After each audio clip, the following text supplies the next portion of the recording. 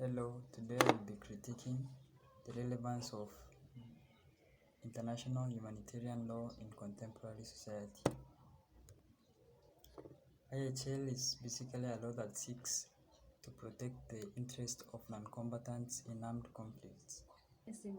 IHL and its fundamental principles were established after the First and Second World War to mitigate the risks and alleviate the amount of suffering caused to non-combatants during armed conflict. It should be taken into account that during this time war was conventional, meaning it was interstates, states versus state, and times have changed with the coming up of new war concept where armed conflict does not necessarily involve states versus states and rather have taken a more unconventional type of warfare. Most armed conflicts today have non-combatants as their primary targets.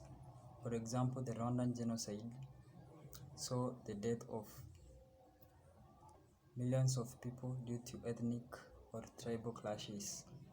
This is evident that with the newer concept, armed conflicts are not perpetrated by the states. Another reason for IHL losing its credibility is that states needed IHL to justify the invasion of other states in the pretext of humanitarian concerns, and in effect this further termed victims and non-combatants as primary targets of states in achieving their military objective. This is in complete contravention of the United States and its collective regime policy of collective security and seeking peace and harmony for the world in order to avoid another world conflict. History has shown how states have used the pretext of humanitarian reasons to invade other countries. For example, the USA invaded Iraq during the regime of Saddam Hussein, claiming that Iraq had weapons of mass destruction, but in the aftermath was much worse, especially since it was concluded that they had wrong information.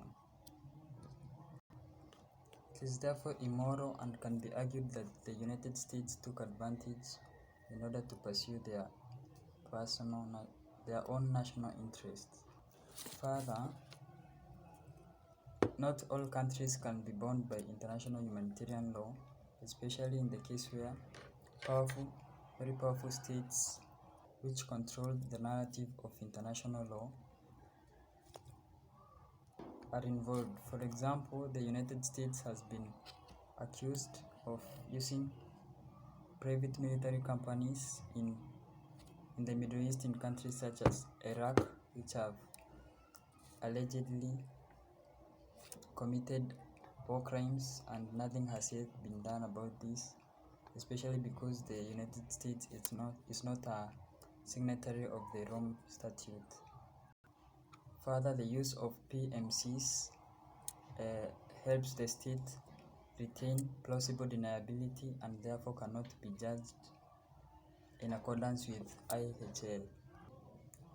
IHL mainly relies on the voluntary compliance of states, and therefore implementation is much more difficult because institutions such as the United Nations and the United Nations Security Council have limited power, especially since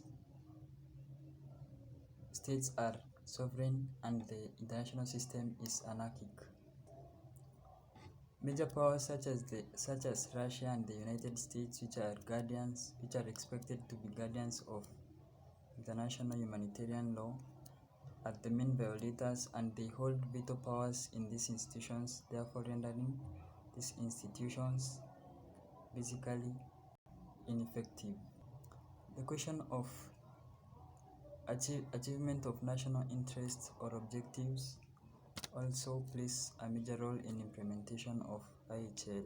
For example, in the armed conflict in Syria, the international community took sides, and both sides were accused of massive violation of human rights as well as humanitarian or rules under IHL. This selective engagement of international humanitarian law shows its ineffectiveness in regard to armed conflict in contemporary society, and thus proves the point that IHL should be reformed or rather be done away with. Case studies in Syria where states have taken sides. On one side there is the USA supporting the rebels, and on the other side is Russia and other communists supporting the Syrian regime. And also the question of Israel and Palestine, where the Israeli government has been accused of committing war crimes in Palestine, as well as the Palestinian authorities have attacked civilian targets in Israeli territory. Thank you. That was my presentation.